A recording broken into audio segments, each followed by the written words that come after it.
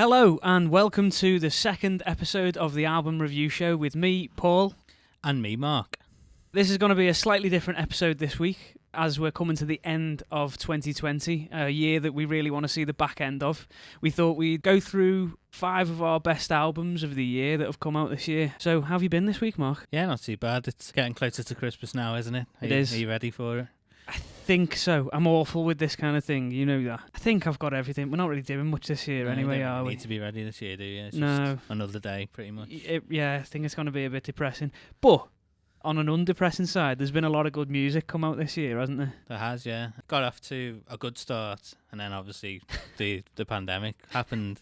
Yeah, and it was a really slow few months, really, wasn't it? Loads of albums being postponed and everything. And it sort of got going again, I think, in August, September. And there's been some really good stuff come out in the meantime. Yeah, one thing I did want to say was, obviously we owe a lot to the staff of the NHS this year. They've really just gone above and beyond. But as well, I think artists, when you've got nothing else to do but watch TV, listen to music, watch films, that kind of thing, you realise, actually, the arts are something that we rely on quite heavily in these kind of times. There's been nothing else to do other than them things, has there? So for the artists that have carried on putting music out there and shows and TVs and stuff, I think we owe them a lot. It's a brave thing to do in a pandemic, is because you're not going to be touring, you're not going to be publicising things as much. And I think it's brilliant that people have still carried on putting music out this year. Yeah, no, I agree with that, and obviously it's a shame that there's some sections of the arts, like theatre, which haven't really been able to do much, but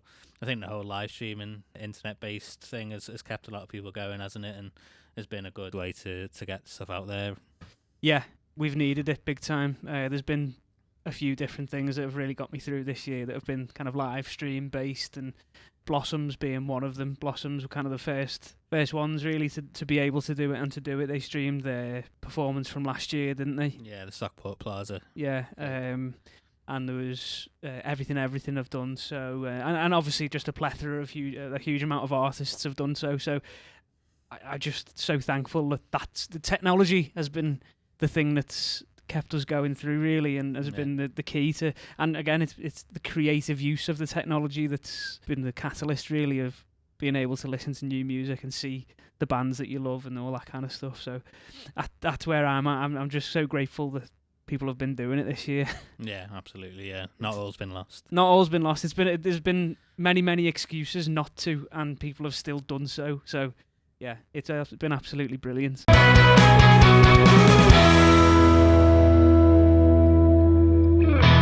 What's been your favourite track this year? We'll start with an easy question.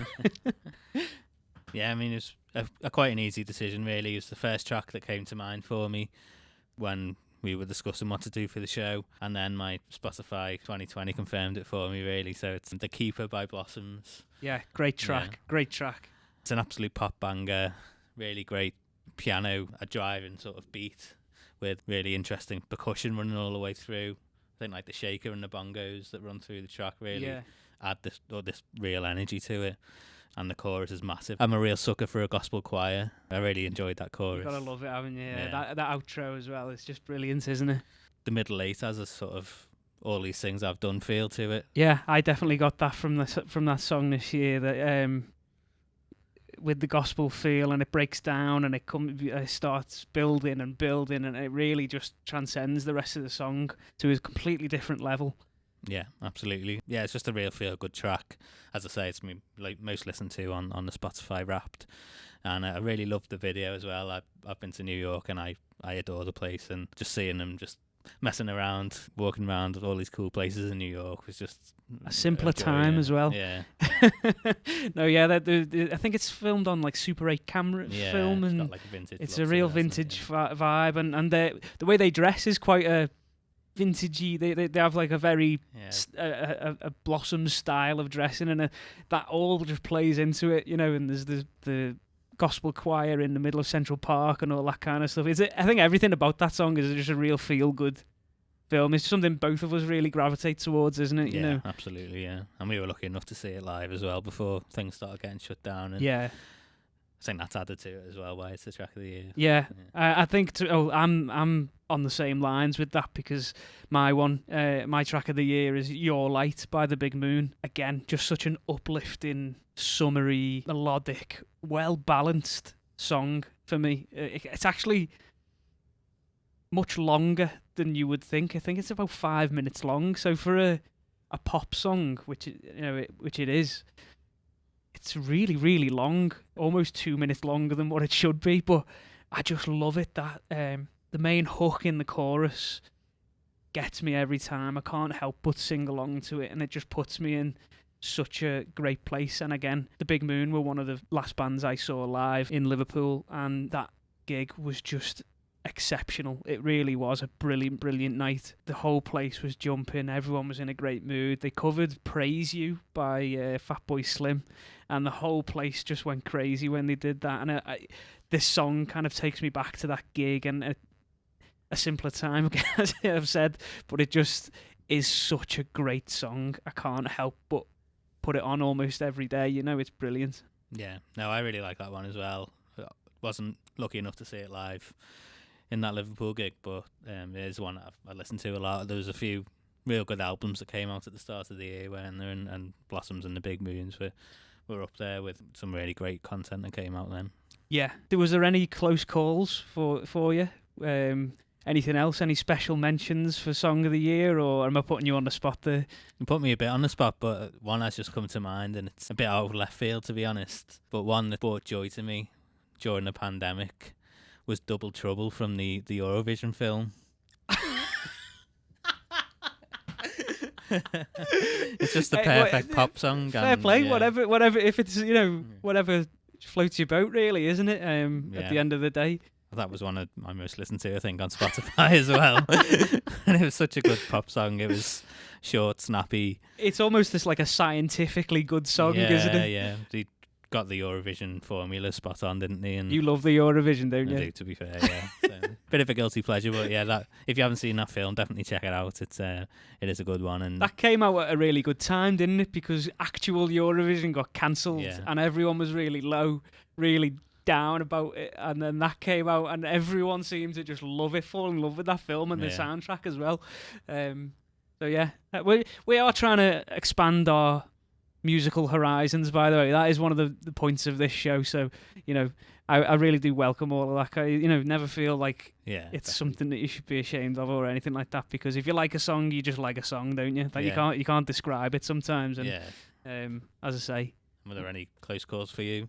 Yeah, there was one off Everything's album called Planets that I just think is wonderful. There's also another special mention is one off Jacob Collier's album called All I Need. I think that's one of my songs that's been up there. If that's another one that's just a real feel-good banger pop song. So yeah, there's been quite a few really good songs that have really connected with me this year, but The Big Moon just pipped it for me. That Your Light is everything about it. The video, the song, the chorus, the melody, just everything's brilliant about it for me. It's like the perfect pop song.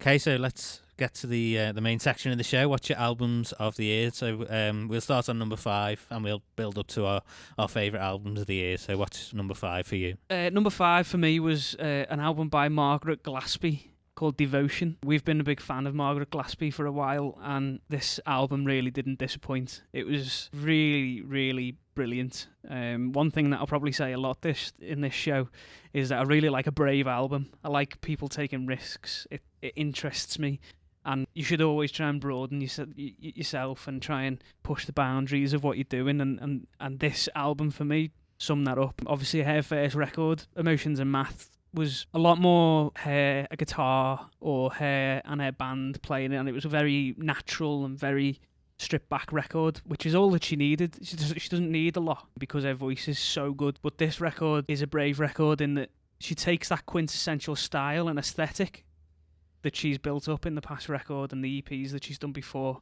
and she intersperses it with more electronic based elements, which is quite a juxtaposition when you think of Margaret Glaspie, and it just it gives her another level. You know, you can really see that this person that's honed their craft, their songwriting abilities, and then thought, I want to go another level higher. And that really, really resonates with me. I love people just going for it, stepping off the cliff, you know. We're going to go into the unknown here. There's highlights on that record. Killing What Keeps Us Alive, Stay With Me is a brilliant, beautiful song. You Amaze Me, and the title track Devotion is just absolutely brilliant. Her voice is just, it's like butter, you know, the way she can hold your attention with melody. It's just something that I've not really heard in the pop culture scene before. It's kind of a country style, but it's got R&B elements, and as I say, one of the main things that I love about Margaret Glaspie is just her voice. Like, I could hear it, I could listen to her singing a song, the phone book, you know. To be honest, I've not listened to this album, but we have been lucky enough to see her in a quite intimate setting, haven't we, in Night and Day in Manchester a couple of years ago now, and as you say, the voice was just fantastic, and you could hear a pin drop in the room. Everyone was just transfixed on it. Yeah, it's the thing that you can't help but fixate on, and one thing that she does absolutely brilliantly is the way she uses the instrumentation of the record to make you listen to that. There's quite often times where it's just drums, bass, and her vocal, and that's it. And as I said before, that's all she needs. That gives her the foundation to just embellish everything with her vocal. And the things that she's saying, and Stay With Me is probably my favourite track on the whole album. It's soft, but it cuts you through the core with the lyrical content, you know. Yeah, that's kind of been my my fifth favourite album of the year. Everything about it has just been great, handled really well. Obviously, when the pandemic hit, we were meant to go and see her in Manchester again, and it's all just been, everything's that classy with Margaret Glaspie, I think. You know, everything's always like calm and just classy. Yeah, I really like that. So what was your number 5? My number 5 was The Lottery Winners' self-titled debut album. So they're a great indie pop band from Leigh in Greater Manchester. They've been together about 10 years now, and this is the debut album. They're a really hard grafting band, and they've put in the hours. Really fun band as well. They've got a really good sense of humour. If you ever see them live, it's a bit like a comedy show as well. But great musicians and really great songwriting. And they were actually signed at Liverpool Sound City, I think, after a gig. Seymour Stein came up to them. Wow. Introduced himself and you know, let's get you a deal sort of thing. And well, if you got someone like that on your side, it's kind of a winning combination, isn't it? Yeah, exactly. And this record was released in March, so it was, I think, just at the start of the pandemic or just before. So they weren't able to play it live, really. But it was released through Modern Sky, which is a Liverpool-based label. And it reached number 23, which is quite good for a band of that size, really, to chart in that position. And it's always exciting to hear a band's first album, isn't it? Especially when you've seen them live a few times in the build-up to them getting signed and getting a record out. And it's interesting to see how the live tracks translate into studio versions. Yeah, that's I always really like that about a band's debut album, is that the curveballs and the surprises that a little bit of production might do. You might change it. Full verses, full choruses sometimes, and it's really interesting to see that change. Yeah, and it's sort of a juxtaposition to like a more established band where you hear the record and you're excited to see it live. It's like the other way around for a new band, really, isn't it, with their first album.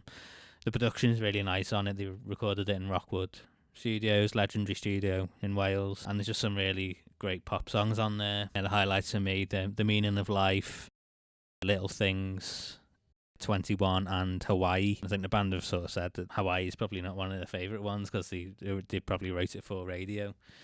But yeah, I really like it. I like that type of song anyway. So I mean, it might not be their favourite, but they've written and put on an album, and now it's almost not theirs anymore to say that. You know, if the fans have reacted to it well, then I'm sorry, my lads, but you know, you're going to be playing it for a while. But yeah, that's my 5th favourite of the year. Great album. Check it out. Yeah, I think I'm going to have a listen to that. The Lottery Winners are a band that I've only ever really kind of touched on the singles and the big tracks that have come out, so that'll be a nice one for me to kind of dig into over the next few weeks, over Christmas maybe, and have a really good listen to that one. Nice one. So what is your number 4? My number 4 one is an artist called Jacob Collier. The album is called Jesse 3, and it's the 3rd in a series of 4 records that he's done. That is going to it's just crazy. It's like a 4 sound worlds. He's a real artist, this kid. The talent that Jacob Collier has in the music world is second to none at the moment. He is a force to be reckoned with. I found him on YouTube, just on a YouTube wormhole, and a video came up of him speaking at a conference somewhere or a university or something, and he was talking about harmony, and he was talking about the levels of harmony that he can go down through, and I didn't understand a word of it. He can talk about music at a level that I can't understand, but I just can't help but want to listen to him talk that way, This record is made by a really interesting fella. He doesn't go to a studio. He records it all in his house, in this room, in his parents' house, on his own. But he collaborates with a lot of people, and that's one really nice element of all of his records is the collaboration. He's this incredible jazz pianist, but then he writes these pop songs for his albums, and every now they're like super muso-y, if that makes sense. If you're a musician and you're really into that kind of stuff, this is an album for you. It really is, because there's little things like, not even little things, he makes his own key. That's mad. It's crazy. So like, just to briefly explain it, obviously we have like A, B, C, D, all these different keys, and he said, well, what's the key called in between A and A sharp? Well, there isn't one, but he's made a song with it in. It's unbelievable. It's honestly, it's crazy. But the grooves and the songs that he's produced in this album, to me, are just really, really brilliant. There's a song called Time Alone With Me. It's got one of them behind the beat kind of grooves that you think is always out of time, but it's just so nice to listen to. It's a real slow build kind of track. Really groovy, really muso-y. Some of the chords in it are just nuts. As I said before, All I Need is a track that he's done with Ty Dolla $ign and a girl called Mahalia, I think. And that is just pop banger 101, Yeah. But with this crazy jazz bit thrown in the middle. Really, really brilliant. Sleeping in My Dreams is another highlight of it. Again, he's just someone that I've really resonated with over the past few months, because he just seems like he's pushing the boundaries of pop music, which is something not a lot of people do. They think they're doing it, but he's really pushing each boundary. Any boundary he can physically push, he's going to push it. And that's a really refreshing take on pop music. There's almost like a humour in the fact that he knows that people won't understand it, and he's just doing it to make himself laugh. But when it comes down to it, the songs are what shine through, and he's just a very, very good, talented songwriter, and he's a genius. So yeah, that's been my 4. What's your number 4 then?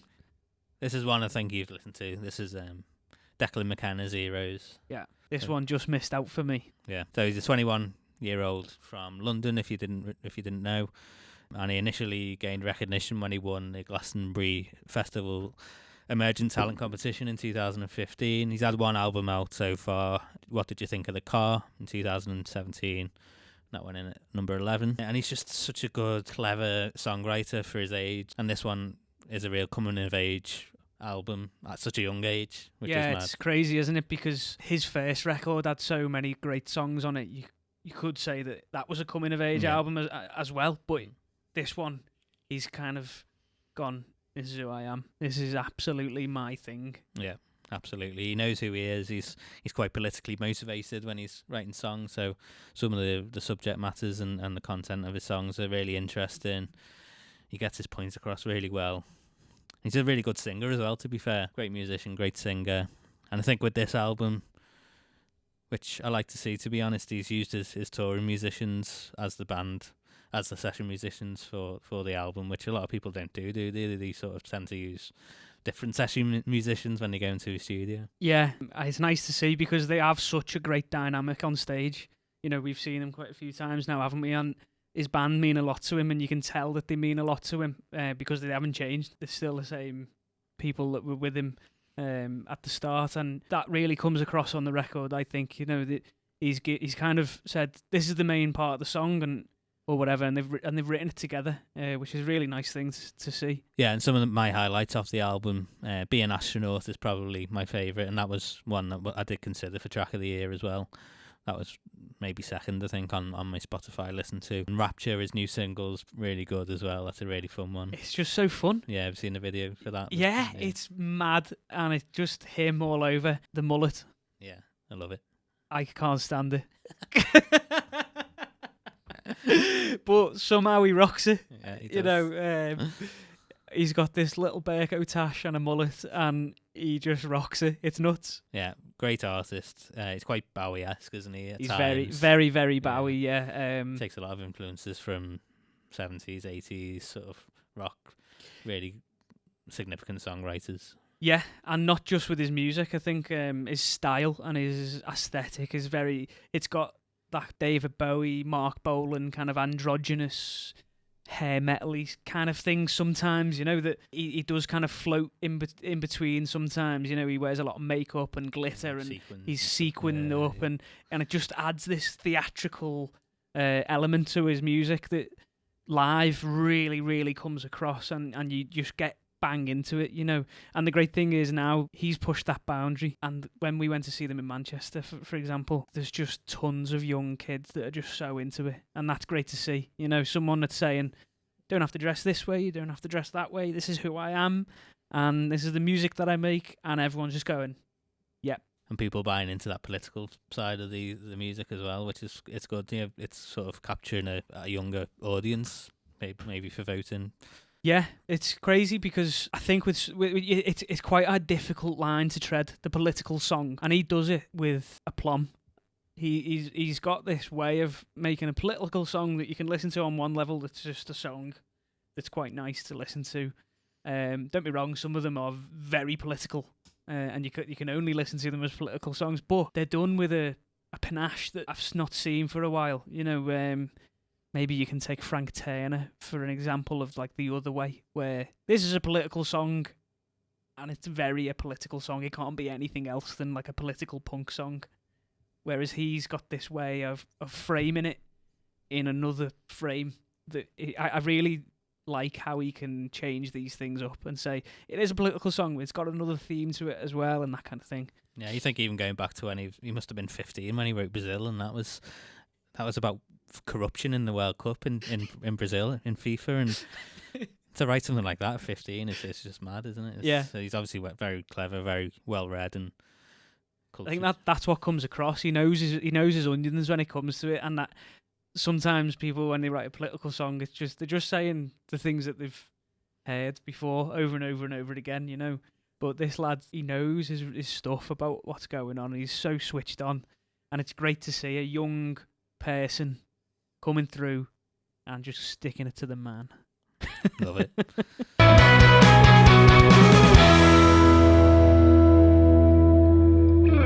Okay, so should we move on to number 3? Yeah. And I think this is a tie for both of us. We've got the same one, haven't we? The Cribs Night Network. Obviously, Night Network was our debut episode for the album review show, so we've done a full hour and something on this record, haven't we? Yeah, so check that episode out to see our opinions on that. We won't go into too much detail, but yeah, great to get a Cribs record this year, wasn't it? Brilliant. It really was. It meant a lot to a lot of people, and I think that really comes across. They kind of knew that the Cribs always come up with something when you need it, and this was no exception to that rule. Yeah, it's probably a more mature offering than they used to, but still comes with all the goodies that you'd expect from the Cribs. Big choruses, big guitar riffs, loud drums, but also another side to the Cribs that we've not seen before with the soul influences and the softer side to them. It was just a great album overall for me. Yeah, and as we say, check it out. Episode 1. It's everywhere now, I think. Can we do one of them? It's going to be there or there. Check the description down below. Yeah, so what's your second favourite album of this year? Second favourite album. So the top 2, I'll just give a bit of a caveat. The top 2 are albums that I managed to see live, and I think that made a real difference for me when choosing the albums. You've got their memories associated to the albums, which obviously we couldn't have with the others because they were all released post-pandemic. It's a little bit like how like a smell can take you back somewhere, isn't it? You know, when you've got that strong binded memory, it's hard to knock that off its perch, isn't it? Yeah, absolutely. So my number 2 is Oh Wonder, No One Else Can Wear Your Crown. This was the third studio album from the alt pop duo Oh Wonder, who are Anthony and Josephine. They are a powerhouse of a couple, aren't they? Yeah, absolutely. And I think they produce everything themselves and at home, don't they, in the home studio, which I love. And I think that comes across a lot in their music, that they're comfortable in the space that they're in, and they're comfortable being really open with the person that they're with, and that really makes a difference, obviously, because their music is it can be quite slow, and it can become you're listening to what they're saying a lot, aren't you? You know, it's rare that the feel of a track will get you through the whole thing. You're listening to what they're saying a lot of the time, aren't you? But that gives them an edge a little bit, I think, you know, and as I say, how comfortable they are with each other, to be honest, and open and brave. It comes across in the music. Yeah, definitely. I've sort of put that. Their music takes me to a place that I usually struggle to get with any other artist. It's great to chill out to and to reflect to as well. And yeah, it's just really easy listening, beautiful vibes, and they use quite a lot of hip hop beats in the background. Yeah, that's been kind of a theme that they've ran with from the start, isn't it? They've done like a bit of sampling, and I really enjoyed. They did. Was it that when they started, they did a song a month for a year. Yeah, they released a song a month for a year. Made up the first album, didn't it? Yeah, and that was a really nice thing. Obviously, is it Anthony? Yeah, yeah. He was in a band called Futures that I used to follow. My old band I played with them, and they were kind of like a Kerrang band. So when I first heard Oh Wonder, I was like, that's the same guy, isn't it? You know, but wow. You can tell he's just a very, very good songwriter. Whatever he's doing, he's going to just be a good songwriter. And the vocal pairing, because a lot of the time it's like an octave up. Yeah, they sing together. It's in unison, isn't it? The way they gel is brilliant. Yeah, she's got like a real soft voice, and the way he does that octave below just fits together so nicely, doesn't it? Yeah. And I think they're so intentional with their music. As you said, there's kind of like hip-hop elements, and even down to what kind of keyboard sound they use on each song. It's really intentional, and it matches the feel of the song so well that you think, wow, that couldn't be any other sound. That it wouldn't work any other way. They've captured a real feeling, as you say. It takes you somewhere, doesn't it? Yeah, and if you haven't seen them live, definitely try and check them out, because they take the songs to another level in the live environment and bring them to life in a different way. They've got a couple of musicians, so it's quite a minimal band, but it's just such a feel-good show. As I say, I managed to see them live in the Albert Hall in Manchester, which is just the perfect venue for this album. What a venue. I think it was the last gig I went to actually before lockdown, and it was a good last gig to do, really. Yeah, and as well, I haven't seen them live yet, but from the stuff that I've seen online, it looks like they really put a lot into the visual aspect of their show as well. Yeah, they're real artists, aren't they? Yeah, and coffee artists now. Yeah, they've got a coffee shop apparently in London. Yeah. So if you're knocking about round where they live, go and get a coffee off Oh Wonder. That'd be cool. Just the retrain. Yeah, yeah. I didn't think they wanted to retrain in cyber. Yeah. So they've got into coffee. Yeah. So highlights of me on this album: Dust, Nothing But You, and I Wish I Never Met You. In particular, Nothing But You.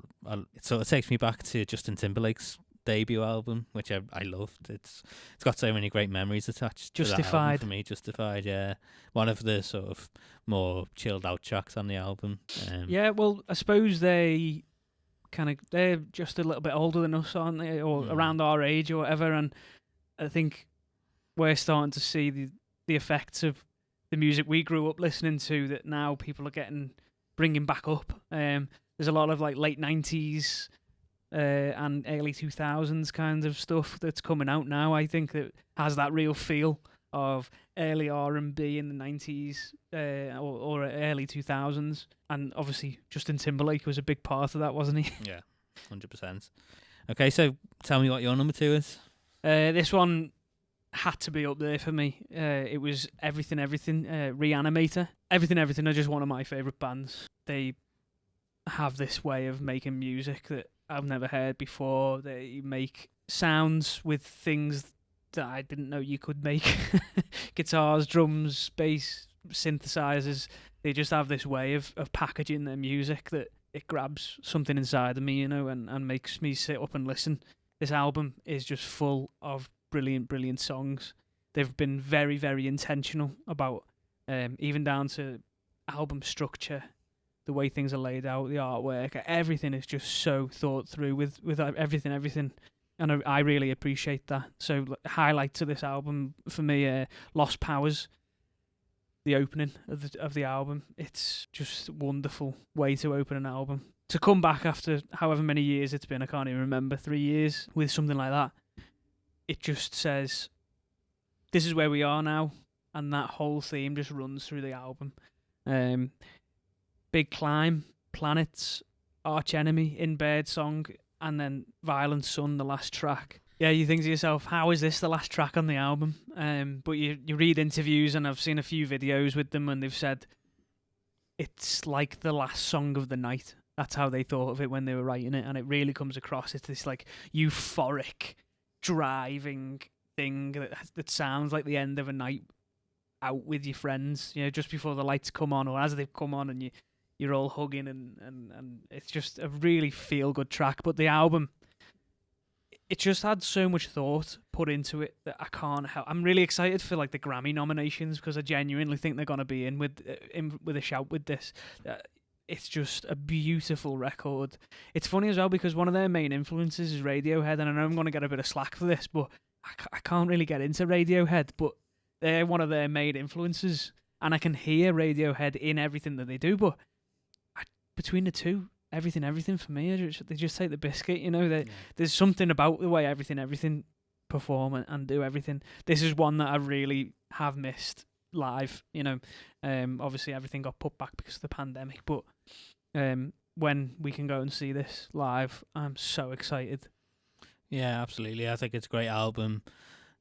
Didn't make my top 5, mainly because of the live element, to be honest. I think Everything albums and live performances go hand in hand for me, and it just took the shine off it a little bit for me. I love the album, and I think it's great, but I didn't give it as much of a go as I should have, really. Yeah, I think there was a lot of music coming out at that time as well, and you had to make a point of really giving it time, which is something that I really wanted to do. And as I say, it takes you on a journey a little bit, that album. There is some quite low parts of the record that you have to kind of get through, but the high points on the record, it's been a lot like this year. Yeah. There's been real lows, real highs, and it's a journey. And as I say, that's been my kind of second favourite record of this year. Okay, so number 1 then. Number 1, do you want to go first? Yeah, go on. So this is an album which, as I say, came out pre-pandemic. Me and you went to see it live. Thankfully got it in just before everything shut down, and because there wasn't really any other nights this year, it's probably the best night of the year, wasn't it, to be honest? It was a bit, yeah. Maybe second to Liverpool winning the league, but yeah, we shouldn't really say our allegiances, but we the Reds. Yeah. So yeah, it's Blossom's Foolish Loving Spaces, and they're an indie pop band from Stockport.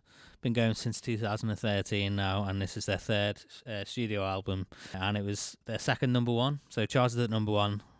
It came out on 31st of January this year, and it was produced by James Skelly and Rich Turvey at Park Street in Liverpool. They're getting a bit of a record for themselves, aren't they? Yeah. This team of the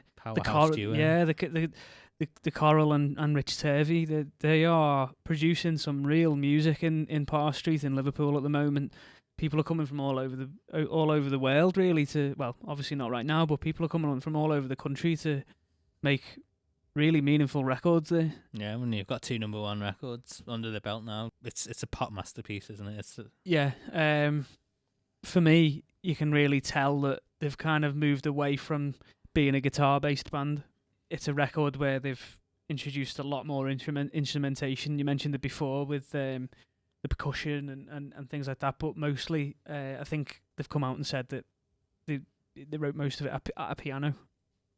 And it does seem to change your perspective on writing when you change the instrument from a guitar to a piano, for example, doesn't it? Yeah, absolutely. And I think I listened to another podcast, like a Tape Notes or something, where he was playing a lot of the voice memo demos, from when he was writing the second album. Some of these songs were written for the second album. They've been brought over and reworked and reimagined for this record, and you think to yourself, these wouldn't work on that second album. These had to be on this album, So some of the tracks, I think I'm in Love with You is my favourite off this record. It's like ABBA meets Blossoms meets, there's just so many huge pop influences on this record. You can really hear that like ABBA piano kind of pop thing, and the hook in the chorus just as you're singing it for hours afterwards. Yeah, they've got some huge choruses on this album. Every track's just captivating for me. Like every one on the album's great. I don't feel like flicking over any of them, and it's definitely my most listened to album for a long time. It just instantly took to it, and I must have listened to it like every day for a couple of weeks, and then we saw it live as well. And seeing it live really cemented it into my brain as one of the best albums. I didn't, obviously it wasn't in my top 5, but I've been trying to listen to a lot of different music this year, and I think if we hadn't have done this show and I haven't really listened to a lot of music, it would be absolutely in there. Yeah. It's definitely a special mention for me. Yeah. As you say, the instrumentation, the melodic elements of the band have just gone through the roof. Is it Miles who plays the synths parts? Yeah. He's got a real ear for these hook parts that he just almost throws away into songs. It's brilliant. Yeah, I love his storytelling and his songwriting as well. He's just got this perfect fusion of the lyrics and how he delivers them as well. Yeah, I think Your Girlfriend is probably the best one of for me. Yeah. The way that you just sucked into this story, which apparently it didn't even happen to him. He found it. Was it like on Jeremy Kyle or Reddit? I think. Or Reddit, yeah. It was that kind of, I've moved in and this is blah. It was that story, but he's just turned it into this song that absolutely sounds like it happened to him, and that's a tough thing to do. Yeah. Especially in song form. Yeah. I think the highlights for me, as I say, The Keeper before was my track of the year. If You Think This Is Real Life, the opener, I think is great. Sunday Was a Friend of Mine is probably my favourite on the album. And as you say, I Think I'm in Love is brilliant as well. Yeah, I think for me, Your Girlfriend and I Think I'm in Love are my go-to tracks on that record that just put me in a great mood straight away. Yeah, and it elevates them to an arena band for me. Yeah, absolutely. These lads, as you say, they've got 2 number 1 albums under their belt. Like, the only way is up for them. It really is, because whatever they want to put their mind to, they can probably do. The arena tours. Do you think who's going to collaborate with? Like, you could collaborate with anyone, couldn't you? With that kind of track record. What I think James Skelly and Rich Turvey have done with that band, because they've been working with them for a long time, haven't they? They've really mentored them in a way that a lot of bands don't get. They have to figure out a lot of these lessons on their own. And don't get me wrong, they haven't been overbearing on them. They've let them live and they've let them find things out. But just this mentorship that you can see through. Obviously, the Coral have been going for 20 years, something like that. Probably longer. Yeah. James Skelly's probably seen it all, done it twice, and got the T-shirt 4 times. So, who else but to have like that kind of rock legend on your side? And Richard Hervey has worked with so many bands, hasn't he, in Parr Street, and just the combination of this team that can mentor a band and really just give them all out the wealth of knowledge between them has resulted in 2 number 1 records. They are an absolutely brilliant band. Okay, so what's your number 1 record? I think for me that it had to be The Big Moon, which is Walking Like We Do. As I say, I think because I got to see it live, it really solidified as just something that it was like a bit of a milestone this year. This band we really enjoyed their first album. We went to see them a few times. It's just great to see. I mean, I don't want to sound like a knobhead, but it's really nice to see like 4 girls just absolutely dominating in the rock pop scene. You know, in the indie scene, it's been such a male-led thing over the past 20 years or whatever that it's really nice to see this like just another perspective on things, isn't it? You know, and these just don't disappoint with everything that they do. I think first album was great, but this one, again, as I said before, I like a brave record. I like someone taking a risk, like Blossoms, where they've written a lot at the piano. This is a very similar thing. Jules, the singer, said that she's written a lot of this at the piano, and it just gives it another sound. It gives it another foundation to work off. It's like rhythmical and percussive and melodic at the same time, and it must just shift your thinking in the production, which, I mean, the production in this record is so much different to their first record. You know, the first record was them in a room playing live, the indie first record. This one is a lot more produced, which is a risk because sometimes production will overtake a bad song, or not a bad song, but it will overtake a song that maybe isn't strong enough. And the production and the songwriting work so well together in this record. I think they went over to America, Nashville or something, to record it, and they've really messed with electronics, synths and drum machines and samplers and loads of different effects, and it come out with such a brilliant album.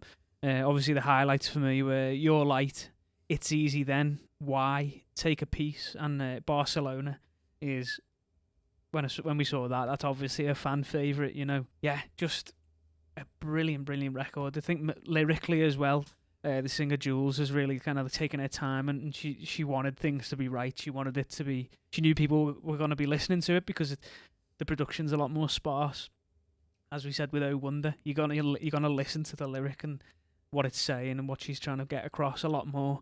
And there's one that I've picked out from Your Light, which is "Don't blame another night on the moon," and it just really sticks with me, that, you know, like, she just gets across what she's trying to say so beautifully.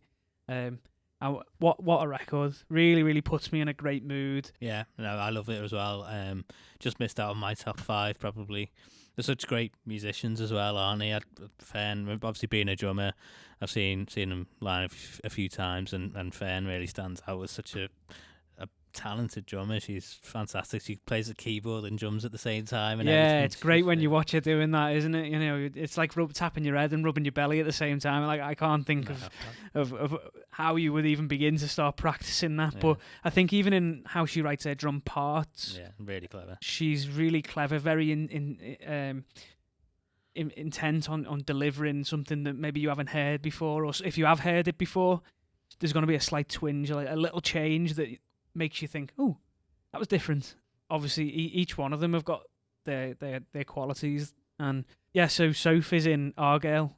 She's showing her kind of like songwriting journey through even a different band as well. So I don't know how she can be in 2 relatively successful bands at the same time, and she must be, you know, getting pulled from pillar to post. But this record for me, as I say, was just great. Brilliant. So I think that wraps up our Christmas special then, doesn't it? It does, yeah. I just wanted to say to everyone, thanks for the support, because, you know, we put the first episode out not knowing really what the reaction was going to be, and it's just been overwhelmingly good. We really enjoy doing this. We look forward to it every week, and it means a lot that people are actually downloading it or watching it. No, the same. Thanks so much for listening and giving us your feedback, sending in your comments. I think what we didn't make clear on the first episode as well is that we do have a playlist to go with the episode. So we've put, like, for the first episode, the Cribs album's on there, our tracks of the week are on there. And for this episode, we'll probably put 2 or 3 tracks from each album. Yeah, we want you to be able to kind of listen to the highlights of what we've been talking about, and have an idea of what we've been talking about if you haven't listened to these records. So yeah, obviously that'll be on Spotify. We'll post that in the link description below. And yeah, just thank you so much for as I say, the comments, the support. Our Instagram is at The Album Review Show. Our Twitter is At Album Review Show. we're on Facebook, the Album Review Show. And yeah, if we're on YouTube as well, the Album Review Click Show. subscribe below. Yeah. We, as I say, we just really enjoy ourselves doing this. So Yeah, and have a great Christmas. have a great Christmas. Do what you can. Yeah, Keep stay safe. Yeah. And yeah, we'll see you in the new year, hopefully with a few more episodes. And Yeah, we're going to try and get one more episode out. We'll try and squeeze it in before the new year, aren't we? But yeah, we'll see if we can get it done. yeah. But as I say, there's some exciting albums coming out over the next few weeks. McCartney 3, Taylor Swift's album's just been released. Yeah. So hopefully we'll get through quite a few albums in the new year that we'll be able to sit down, listen to, and give a good review of. Give a good, honest review. Yeah, so that's been episode 2 of the Album Review Show. Thanks for listening. Bye.